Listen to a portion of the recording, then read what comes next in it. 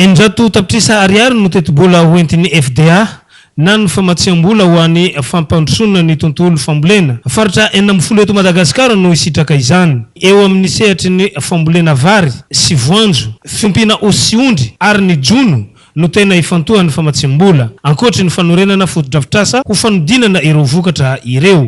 Dia ao anatin'izay zany no amaritana an'izay lahara-pahamehana isa-paritra ahafahan'ny Fonds de développement agricole any amin'ny faritra mitondra ny famatsiam-bola izay tokony hoentiny ao amin'ny faritra. Ho an'ny faritra Atsimo andrefana manokana dia ny Fonds de développement agricole dia hiasa amin'ny siam-piariana efatra izay nifaritana ho lahara-pahamehana. Ny Fonds de développement agricole moa zany dia fitaovana anankiray entina napetraka ny fanjakana entina hanampiana ny mpamokatra mba ahafahan'izy ireo manabe voa ny siam-piariana, ahafahan'izy ireo mahazo an'ireo tolotrasa rehetrarehetra ahafahany mampiroborobo ny fiarikarena.